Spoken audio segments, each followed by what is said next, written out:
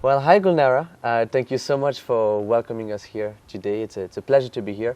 For the audience, could you please briefly introduce yourself? Hi to everyone. My name is Gulnara Ibragimova. I am head of international department in Ilim School, Ilim Educational Complex. Thanks.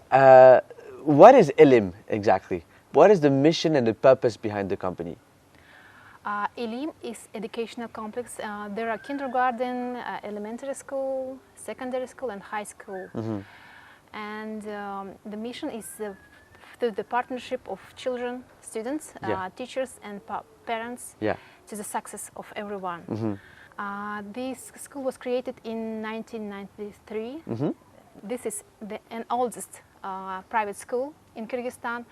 The creator wanted to protect children from criminality, what was racing in that time after the Soviet Union collapsed. And it was whole day school from 8 a.m. till 5 p.m. And the children were busy here because outside was really dangerous. Fantastic, thank you. Now, what is special about this school exactly? What are the key things you think that people should focus on when it comes to education? What are the key skills, mindset, aspects of education you think are the most important? So we focused on soft skills, not exactly hard skills, soft skills. The curiosity, being able to work in groups, to collaborate. Yes. And just being able to socialize. Yeah, socialize, yes. And you know, our philosophy is the nature gives to person a lot of talents. Yes. And our goal is to realize them as much as we can. Absolutely, unlock potential. Yes. Yeah. Just to give children being themselves. Yeah, maybe help them develop into the transition into the best version of themselves. Yes. Yeah. Makes sense. Thank you. Now, how would you describe the education space in Kyrgyzstan? And according to you, what are the main challenges to provide good education in the country? You know, according to the recent research, Kyrgyzstan has one of the lowest level of education. Yes, because of paperwork, because of policy, because of quite old traditional way of doing education. Yeah, and our school and other private sector trying to push innovation in education. Absolutely. Thank you. So tell me more about what you're actually doing here at Ilim. In what ways are you innovating, and basically what is your approach to education? Why is it so different from a traditional school in Kyrgyzstan? In what ways are you doing things differently here? I would say that Ilim is an island of freedom, where students can be themselves. There is no bullying from teachers. There is no bullying between students, and we are focused on the soft skills. Now, what is Ilim's solution to tackle these challenges that we just talked about? Why is Ilim different from any other traditional school, and how is it providing quality education? You know, life changes. So that's why Ilim focused on the soft skills, just being able to find information, critical thinking, working on projects, collaboration. Our students work in groups from first grade till 11. They collaborate with each other. Yes. Yeah. And we're trying to find some innovative methods.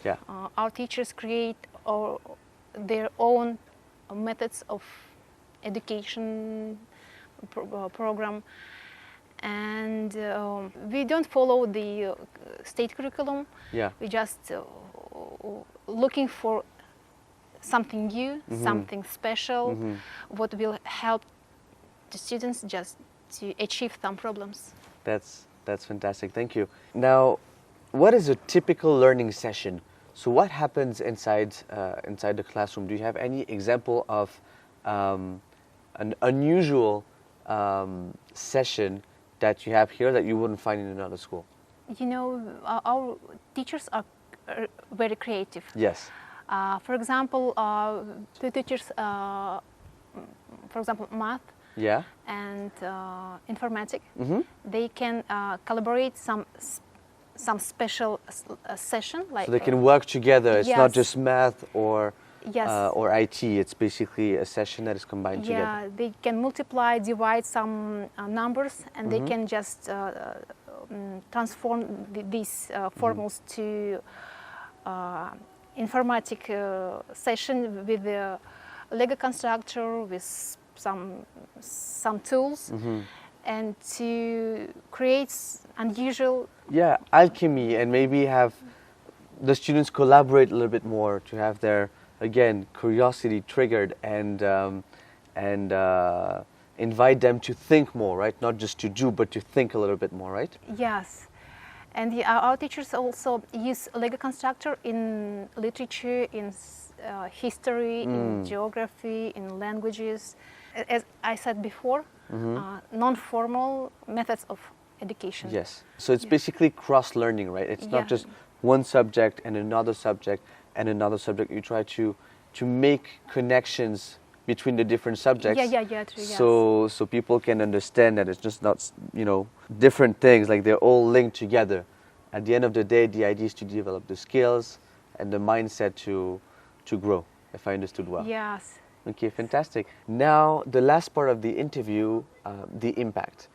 How would you summarize the impact of Ilim, both qualitatively and in numbers? Maybe you can start with numbers, and we'll talk about the qualitative impact later.